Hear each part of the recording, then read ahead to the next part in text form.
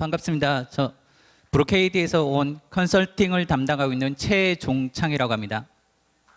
네.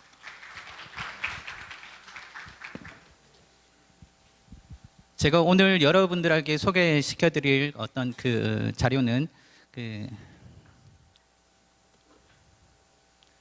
EMC V플렉스와 브로케이드의 네트워킹을 통해서 클라우드 아키텍처를 어떻게 구현할 것인가에 대해서 소개를 드릴 예정입니다.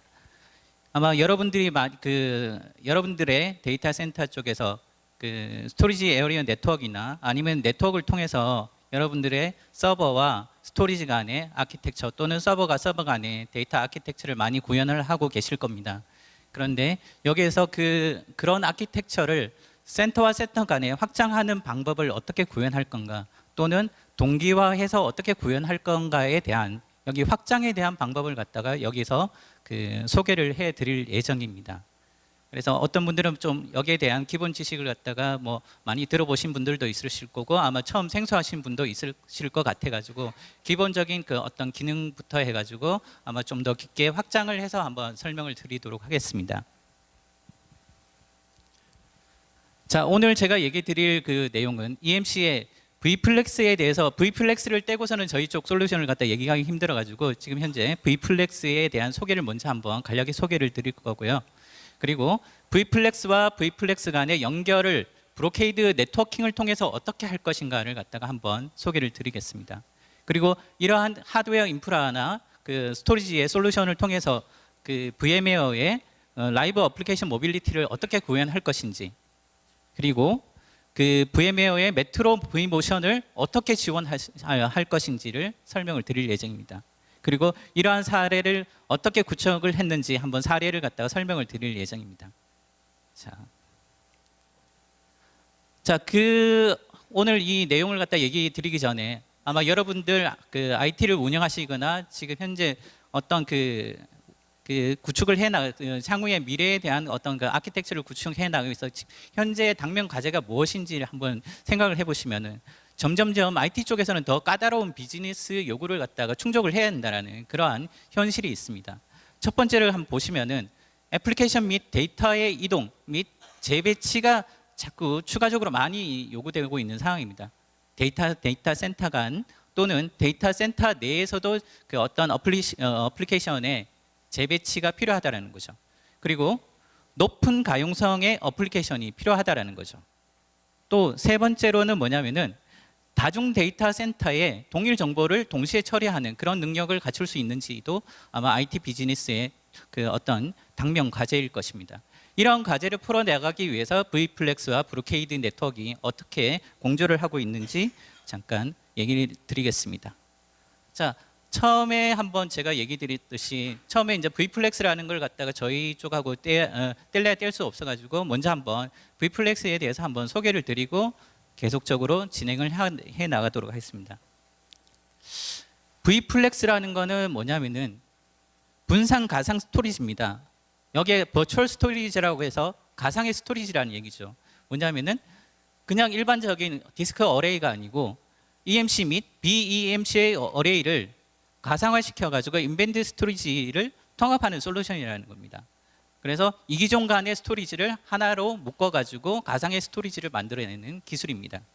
이러한 기술을 갖다가 EMC가 가지고 있으며 이러한 기술 바탕 위에서 액티브 확장을 가능하게 합니다.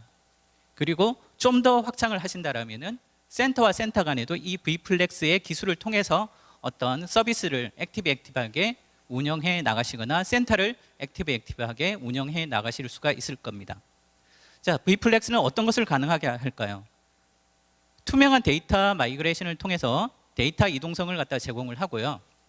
그리고 동시에 여러 데이터 센터 내에서 액티브 읽기 및 쓰기 작업을 갖다가 가능하게 합니다. 데이터를 갖다가 센터와 센터 간에도 공유를 하게끔 하는 거죠. 뭘 통해서? V플렉스의 엔진을 통해서 데이터를 갖다 공유를 한다는 얘기죠. 그리고 이런 액티브 구조를 만들기 위해서 V플렉스의 요구사항이 하나가 딱 필요한데 요거는 아마 여기 5ms 이하의 지연 시간이라고 되어 있습니다.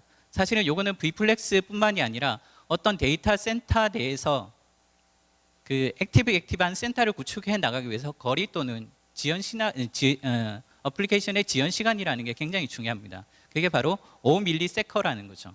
5ms가 아마 시간상으로는 좀 감이 안 오실 건데 아마 거리상으로 보시면은 100km 미만 정도의 데이터 센터에 위치를 했을 때 아마 여러분들이 그 액티브한 데이터 센터를 구축해 나가실 수 있다라고 생각하시면 됩니다. 5ms는 아마 빛이 100km 정도를 왔다 갔다 할 때 지연 시간이 일반적으로 생긴다라고 생각하시면 됩니다.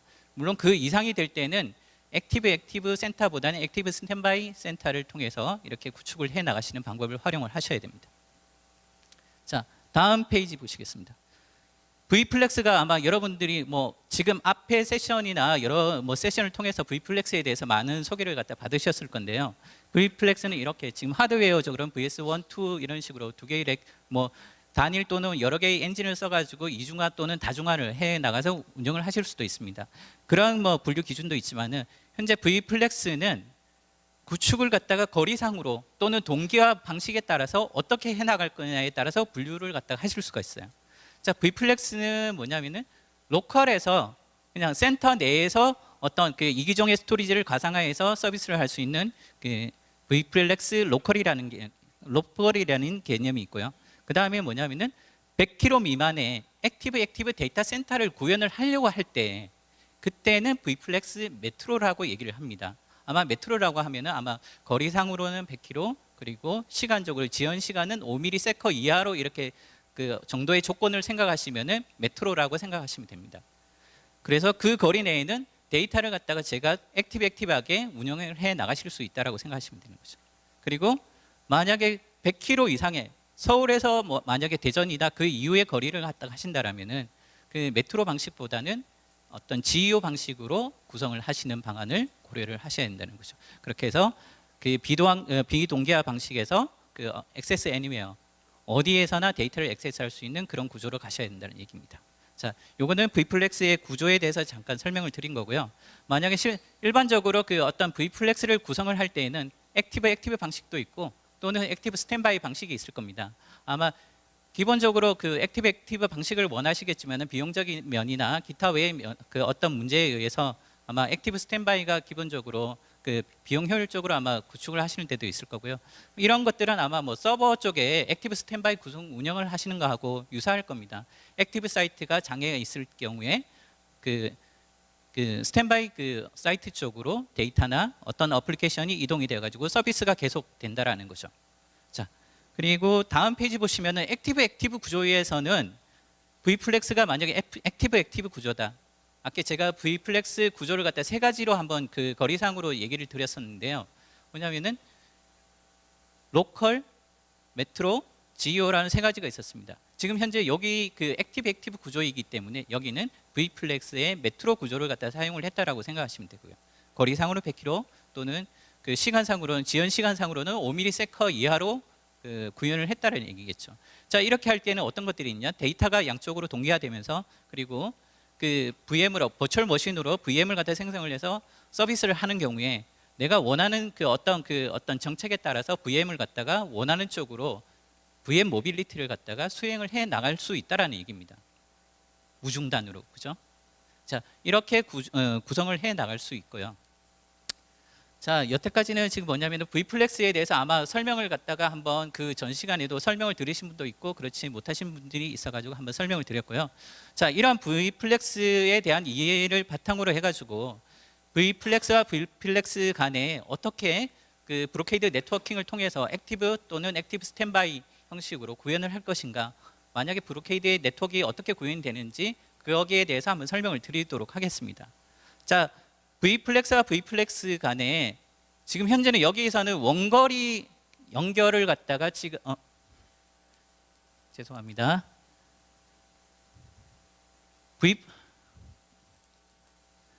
여기서 보시면은 V플렉스 간의 원거리 연결입니다. 원거리 연결, 즉 뭐냐면은 5km 내, 10km 내 이 짧은 거리가 아니고 10km 이상의 그 이상의 거리를 갖다가 연결하는 방법을 갖다가 설명을 하는 거죠. 그렇게 연결을 하기 위해서는 데이터 커넥션에 연결선이 있어야 되겠죠. 그 방법 중에 하나가 다크파이버나 또는 DWDM 또는 IP 네트워크를 이용을 해가지고 데이터 센터와 센터를 갖다가 연결을 해 나가신다라는 거죠. 가장 기본적인 건 뭐냐면은 내 데이터가 동기화되어 있어야 한다는 거죠. 센터와 센터. 그 센터와 센터를 갖다 연결해 주기 위해서 이런 세 가지 방법을 갖다 사용을 하신다라는 겁니다. 그 연결 방식을 원거리 ISL 연결 방식을 연결을 한다라고 얘기를 합니다. 자, 그리고 각각 이 세 가지 방법에 대해서 어떤 특징이 있는지 한번 알아보겠습니다. 실제 이런 세 가지 방법이 있는데 제일 처음엔 다크파이버나 또는 WDM 또는 앞전에는 DWDM이라고 얘기를 했습니다. 그리고 IP 네트워크라는 게 있어요. 이런 세 가지의 어떤 차이는 뭐냐면은 위치나 거리, 예산에 따라서 또는 그 설치 구현 방법에 따라서 여러분들이 아마 그 여러분들의 조건에 맞는 그런 그 방식으로 어떤 원거리 연결 방식을 갖다가 택해야 한다는 거죠. 만약에 여기 지금 다크파이버 공간 같은 경우는 한 10km 내나 만약에 뭐 제조 쪽이나 뭐냐면 공장과 공장 같은 경우 공장과 인접한 그 건물동 같은 그런 경우에 동기화를 할 때는 다크파이버 그 방법을 사용을 하십니다. 왜냐하면은 직접적으로 왜냐하면 회선 임대를 하면은 회선 비용이 엄청 비싸거든요. 그래서 직접적으로 아마 그 사내에 공장 내에 있는 그 어떤 그 매설을 해가지고 파이버를 갖다가 매설을 해서 그렇게 그 회선 임대 비용을 줄여 나가는 거죠. 그렇지만은 뭐냐면은 직접 설치를 해야 한다거나 그 광 케이블을 갖다 직접 설치할 때 초기 비용은 상대적으로 조금 비쌀 겁니다. 그리고 두 번째 방법으로는 뭐냐면은 고속에 안정되어 있는 네트워크망을 갖다가 원하신다라면은 WDM, 즉 이건 뭐냐면은 기존의 망 관리 망 사업자가 망에 대한 인프라를 미리 구축을 해놔놓고 그 인프라를 갖다가 회선을 임대한다든지 장비를 임대를 해서 사용을 하시는 방법입니다. 즉 안정적이고 고속으로 이렇게 서비스를 갖다가 운영해서 받을 수가 있는 거죠. 그리고 세 번째로는 뭐냐면은 IP 네트워크입니다. IP 네트워크도 뭐냐면은 망 사업자나 회선 사업자가 운영을 하시죠. 그러나 상대적으로 WDM보다는 상대적으로 조금은 저속입니다.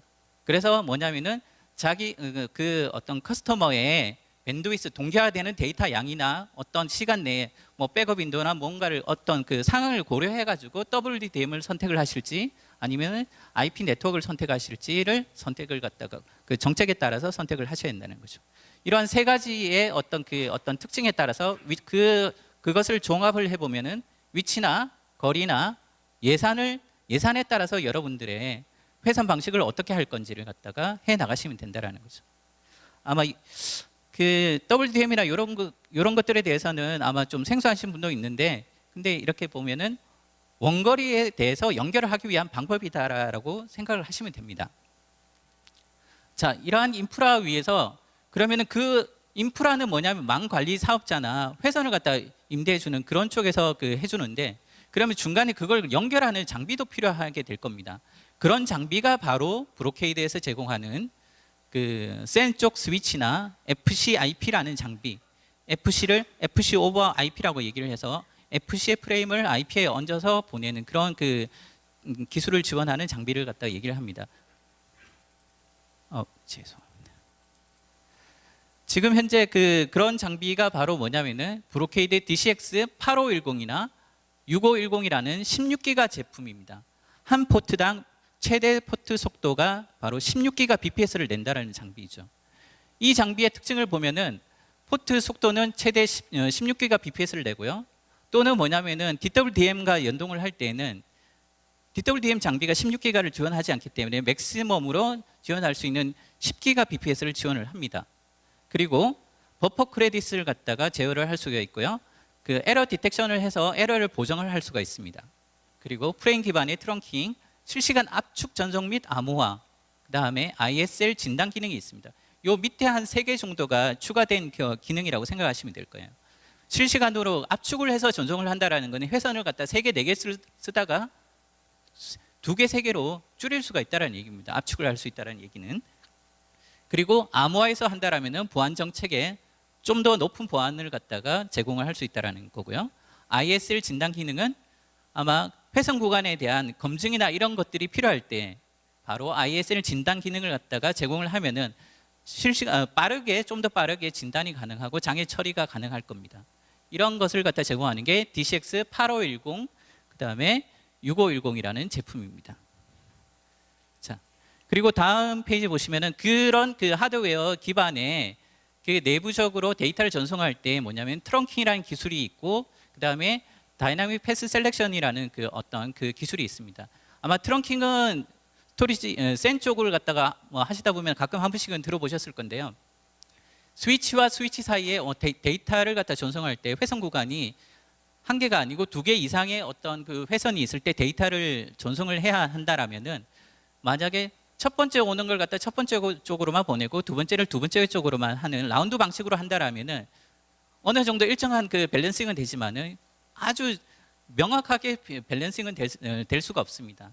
그런 것들을 트렁킹을 통해서 한다라면은 n분의 1로 정확하게 명확하게 밸런싱을 해서 좀 더 효율적으로 여러분들의 데이터를 갖다가 스위치와 스위치 사이에 전송을 하실 수가 있습니다. 그런 기술을 아까 브로케이드 DCX8510이나 그 다음에 6510이라는 제품에서 제공을 하고요. 그와 마찬가지로 이런 트렁킹 그룹이 여기 목적지에서 그 도착지까지 이렇게 트렁킹 그룹이 두 개 이상이 있을 때 이 트렁크 그룹 단위로도 뭐냐면 밸런싱을 해준다라는 겁니다. 그게 바로 다이나믹 패스 설정이라는 겁니다. 자, 어쨌든 이런 그 두 가지 기술은 뭐냐면은 데이터를 전송을 할 때에 데이터를 어쨌든 로드 밸런싱을 정확히 정밀하게 분산을 해서 효율적으로 데이터를 전송을 하기 위해서 사용하는 기술입니다. 그리고 여기에서 프레임 베이스의 그 어떤 그 데이터를 전송한다라는 것은 아주 좀 더 잘게 데이터의 가장 최소 단위로 해서 그 밸런싱을 해서 보낸다는 거죠. 그래서 브로케이드가 강점으로 내세우는 어떤 기능이기도 합니다. 자, 이거는 저희 쪽에 모든 스위치가 다 그 이 기능을 제공을 하고 있습니다. 자, 다음을 갖다 잠깐 설명을 드리면은 이러한 그 원거리 쪽에 데이터를 갖다 전송을 할 때에 지금 현재 여기에서는 뭐냐면 압축 및 암호화를 통해서 소스에서 데스티네이션까지 압축을 하고 거기에다가 암호화까지 해가지고 데이터를 보낸다라는 겁니다. 첫 번째는 여기에는 지금 뭐냐면 압축을 해서 데이터를 갖다가 보낸다라는 거죠. 자, 두 번째로는 이 압축을 하면서 보내기도 하지만은 뭐냐면 그와 동시에 뭐냐면은 암호화를 갖다가 통해 가지고 중간에 누가 이게 스푸핑을 한다든지 뭔가를 하더라도 그걸 보안을 갖다가 풀지 못하도록 하는 암호화 알고리즘까지 동원해서 데이터를 전송을 한다라는 겁니다. 이게 바로 브로케이드 지금 7세대 에이직에서 나온 이 피처입니다. 그래서 원거리 구간에 대한 어떤 보안성을 갖다가 요청하시는 그런 부분들이 있다라면은 이런 것들을 고려해 보셔도 충분하실 겁니다. 물론 이 기능이 압축을 갖다 통해서 이제 제공을 한다라고 하니까 브로케이드는 아마 그 어떤 뉴 피처가 되면은 아마 비용이 추가될 수가 있다라고 이렇게 얘기하지만은 이 비용은 무상입니다. 기본적으로 제공이 되는 기능이고요. 자, 그리고 제가 조금 전에 뭐냐면은 스위치와 스위치 간에 이렇게 케이블이 커넥션되어 있을 때 이 구간에 대한 어떤 장애나 의심이 갈 경우가 있습니다. 그런 거에 대해서 뭐냐면은 그런 것들을 진단하기 위해서 일반적으로 뭐 어떤 데이터를 게더링해서 보거나 이렇게 하면 분석 작업이 상당히 시간이 걸린다라는 거죠. 그런 걸 갖다가 바로 지금 뭐냐면은 그 딥포트라고 해서 다이거니스틱 포트라고 해서 포트의 ISL 구간이나 이런 것들을 갖다가 진단을 할 수 있는 기능을 갖다가 새로 추가를 했습니다. 그래서 보면은 여기에서 이쪽으로 데이터를 갖다가 보낼 때 이 구간에 데이터가 정상적으로 가지 못한다라는 진단을 갖다가 하는 그런 경우입니다. 이럴 경우에 이 구간의 회선에 대해서 뭐냐면 케이블이나 SFP나 그런 것들을 교체를 갖다 쉽게 빠르게 찾아서 조치를 할 수가 있는 거죠. 여기에서는 케이블이나 또는 SFP나 트랜시버죠. 이 개개별로 수행을 하실 수가 있습니다. 좀 더 효율적인 진단 관리 툴인 거죠. 자, 그리고 지금 뭐냐면 조금 전까지가 뭐냐 하면은 V플렉스의 원거리 연결을 하기 위해서 그 연결하는 방식 중에 뭐냐면은 지금은 파이버 구간을 갖다가 통해서 연결을 하신 방법이에요. 센의 프로토콜을 전혀 변형하지 않고서 그대로 FC 그 프레임을 그대로 FC 프레임대로 그대로 보내는 방식을 사용을 했고요. 지금 여기에 나와 있는 방식은 뭐냐면은 FC 오버 IP라고 해서 제가 뭐냐면은 IP에다가 FC를 갖다가 인캡슐레이션 해가지고 얹어가지고 보낸다라는 겁니다. 그래서 실제 여기에 그 들어가는 장비는 브로케이드 8510이라는 제품하고 7800이라는 두 가지 제품이 있습니다. 이 제품들은 뭐냐면은 웬을 갖다가 그 IP 구간을 사용한다라는 거죠. 그래서 뭐냐면은 그 어떤 대역폭은 40기가 bps 해가지고 현존하는 장비 중에 최고의 대역폭을 제공을 하고요. 그 다음에 패스라이트라든지 그 FCIP 트렁킹, 어댑티브 리밍, 그 다음에 무중단 링크 복구 이런 여러 가지 기능들을 갖다가 추가적으로 기능을 제공을 합니다. 그 중에 하나 이렇게 좀 눈여겨 볼 만한 기능이 뭐냐면은 그 어댑티브 레이트 리밋이라는 이 기능이 있습니다. 이거는 뭐냐면은 웽 구간을 사용을 하다 보니까 이 웽 구간이 외부 쪽으로 나가는 그 퍼블릭 망입니다. 퍼블릭 망이 만약에 이런 데이터 리플리케이션 동기화를 하기 위해서 많이 점유되게 된다라면은 기존의 프로덕션 서비스가 영향을 받을 수 있다라는 거죠. 데이터 처리를 갖다가 할 수 있는 대역폭을 그 충분히 활용을 못 할 수가 있어요. 그래서 뭐냐면은 그런 프로덕션 쪽의 밴드위스를 충분히 뭐냐면 고려해서 최저로 이렇게 사용할 수 있도록 그 어떤 그 밴드위스 대역폭을 조절하는 기능도 추가되어 있습니다. 그래서 이 타사는 이런 기능이 지금 구현되고 있지 않습니다. 지금 웽 구간을 사용할 때는 이런 것들도 고려를 하시면서 이렇게 구축을 하셔야 돼요. 예. 이런 그 FCIP 장비에는 이런 기능을 통해서 V플렉스의 원거리와 원거리를 갖다가 연결을 하십니다.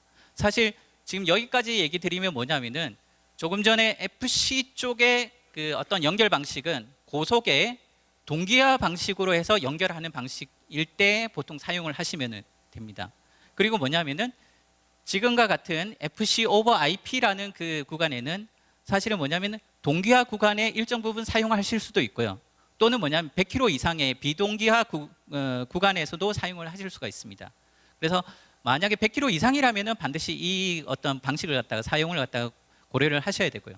그 미만이라 하더라도 데이터의 전송량에 따라서도 동기화 구간에서도 이 FC IP를 기술을 사용을 하실 수가 있다라는 거죠. 자, 그래서 FC 기술을 사용하는 거하고 FC IP 기술을 사용하는 거하고 원거리를 사용할 때는 두 가지 기술이 있다라는 거 염두에 두시고요. 자, 다음 기술을 갖다가 한번 다음 그 기능을 설명을 한번 드리자면요. 여기서는 아까 조금 전에 그 뭐냐면은 패스트라이트라는 그런 그 추가적인 부가 기능이 있는데요. 그 기능을 하면은 그 I/O가 70% 정도의 I/O 그 성능 향상이 있습니다. 그리고 뭐냐면은 전송 거리를 갖다가 2배 정도 확장을 하실 수 있어요. 2배 정도 되는 거리를 보내도 동일한 데이터를 갖다가 보내실 수 있는 그런 기능을 제공하는 게 바로 패스트라이트라는 기능입니다. 그런 것들도 있으니까 한번 그 저희 쪽 한번 그 참고하실 때 이런 기능도 체크해 보시면 될 겁니다.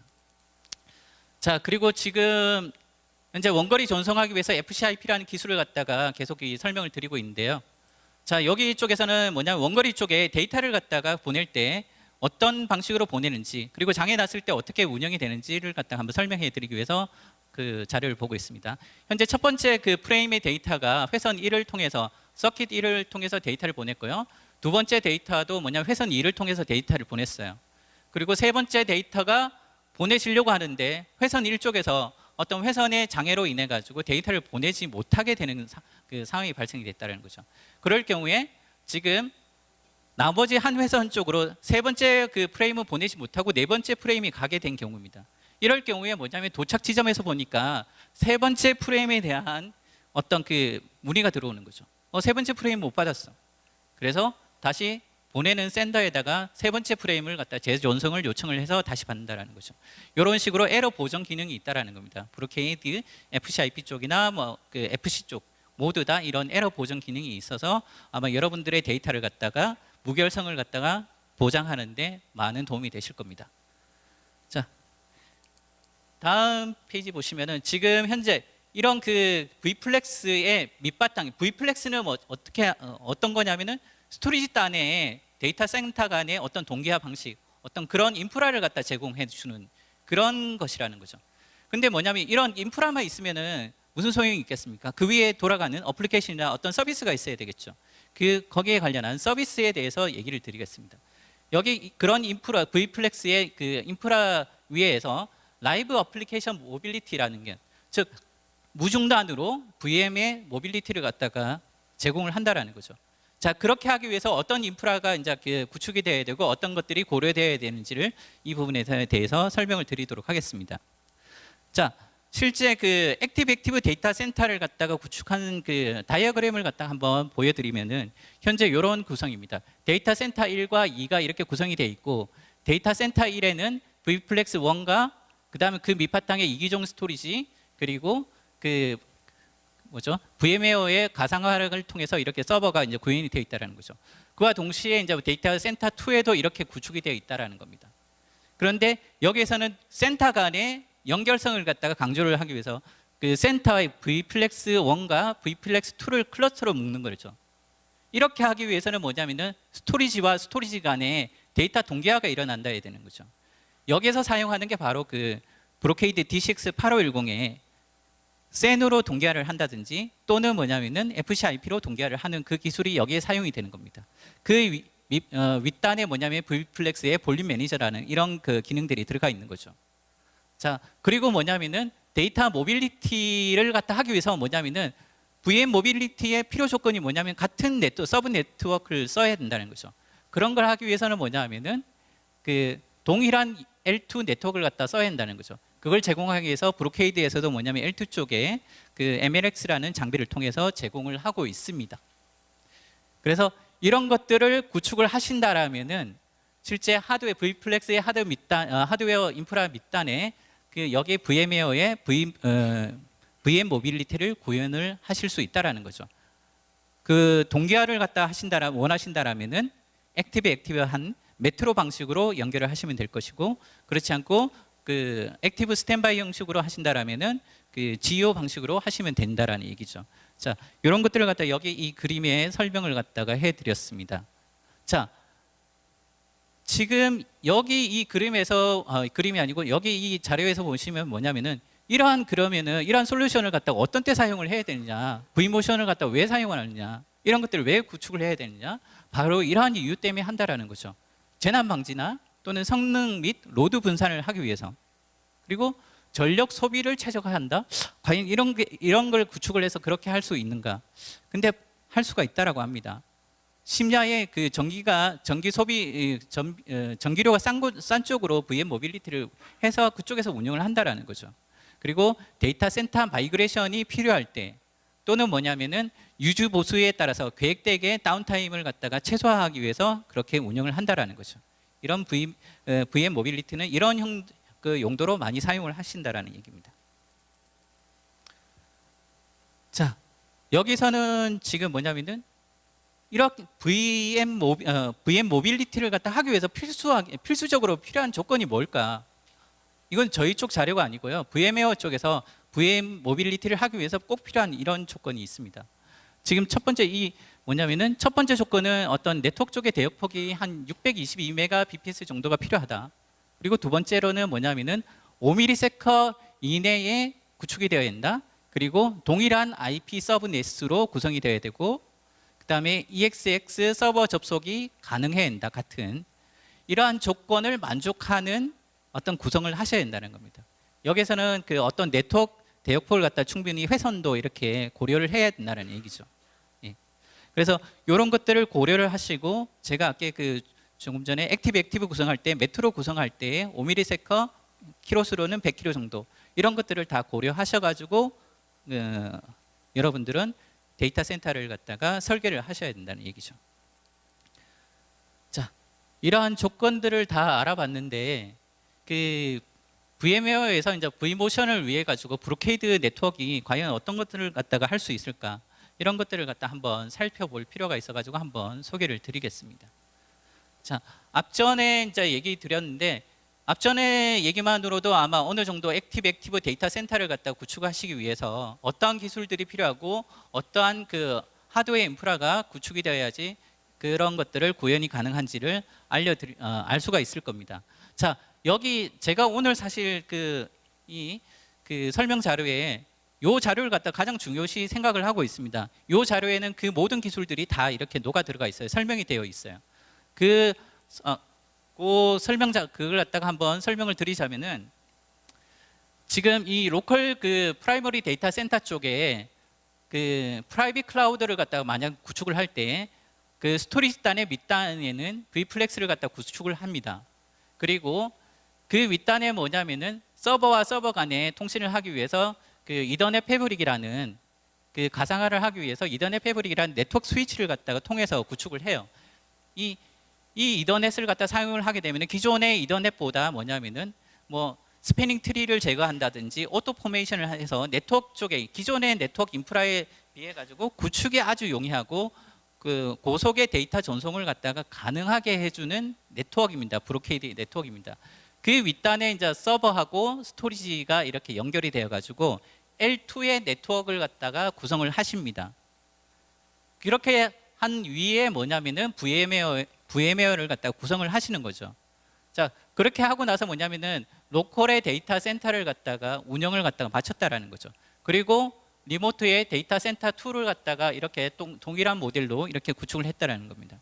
자, 이렇게 할 때 센터와 센터의 그 V플렉스 클러스터를 갖다 구현을 하는 거에서 솔루션을 통해 가지고 데이터 스토리지의 데이터는 이런 빨간선 라인으로 해서 그 브로케이드 DCX라는 장비를 통해 가지고 구현을 하는 겁니다.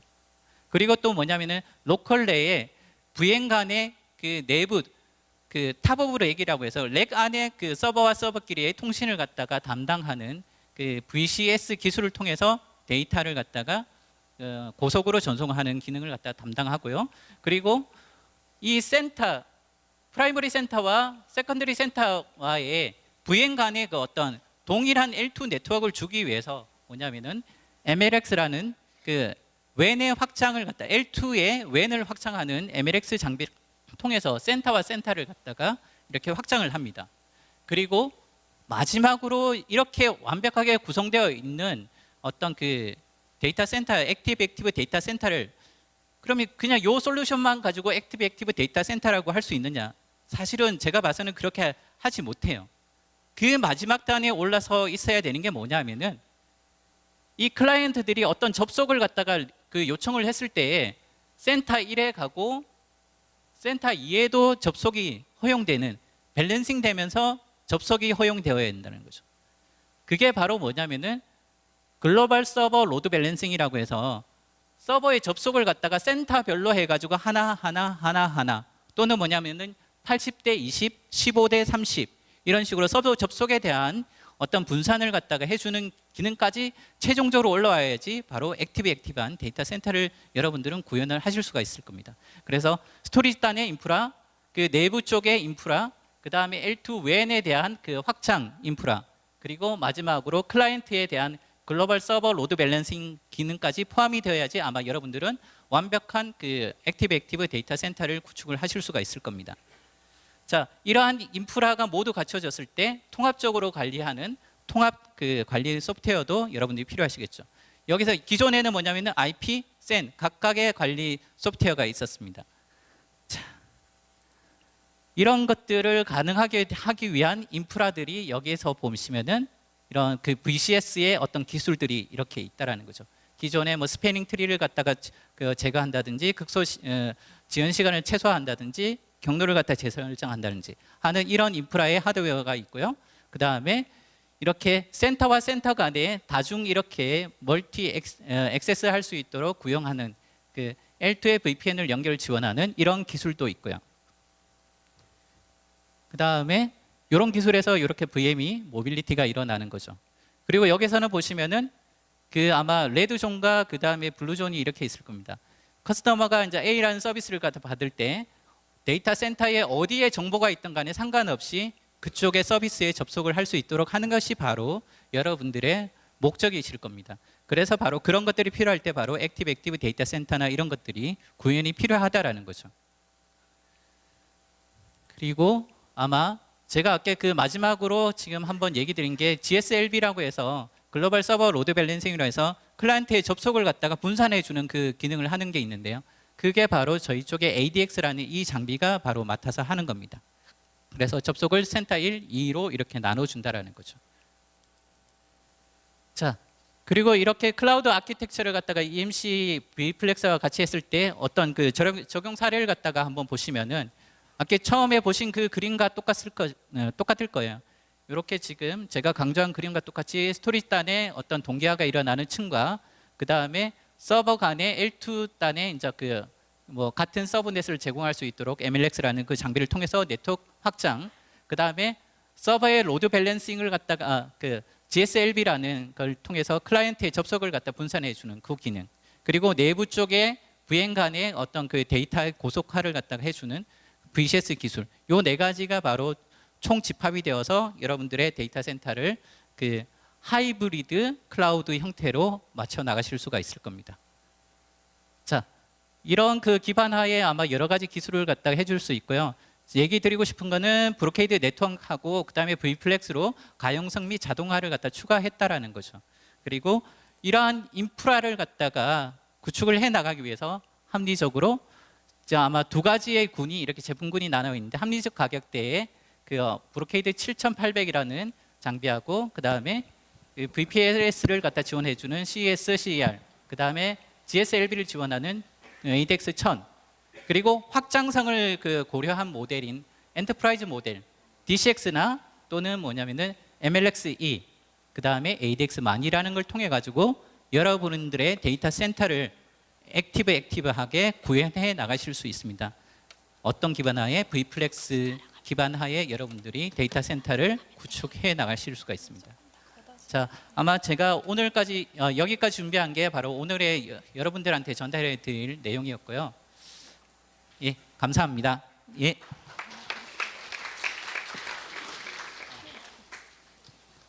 그리고 혹시 그 제가 잠깐 그 퀴즈 요청이 있어가지고요. 제가 오늘 잠깐 설명드렸는데 제가 좀 두서없이 좀 빠르게 설명했던 부분이 없지 않아 있을 건데, 그럼에도 불구하고 잠깐 혹시나 저희 제품에 대해서, 제품이나 아니면 설명에 대해서 잠깐 퀴즈를 한 두 가지를 좀 드리겠습니다. 퀴즈를 맞히시는 분에게 소정의 이제 경품을 갖다가 좀 전달을 해드리도록 하겠습니다. 그리고 요 시간이 이후에 잠깐 2, 3분 해가지고 혹시 질문 있으시면은 질문을 좀 받도록 하겠습니다. 자, 저희 브로케이드 DCX 8510이라는 제품하고 브로케이드 6510이라는 제품이 있는데요. 최대 포트 스피드가 얼마일까요? 예, 제일 먼저 손 드시면. 예, 맞습니다. 예, 제가 그러면 소의 경품은 좀 이따가 제가 전달해 드리겠습니다. 예. 그리고 두 번째로는 뭐냐면은 그 데이터 센터와 센터를 갖다 연결하기 위해서 사용하는 EMC의 솔루션은 뭘까요? 예. 아니세요. 아니고. 예. 예, 맞습니다. V플렉스. 예. 예, 두 분 다 잘 맞춰 주셨고요. 예. 감사합니다. 예. 그리고 혹시나 제가 여기까지 했는데 혹시 뭐 중간에 질문 사항이 있으시거나 혹시 그런 게 있으시면 한번 질문을 받도록 하겠습니다. 예. 혹시 질문 있으신 분 있으신가요? 예.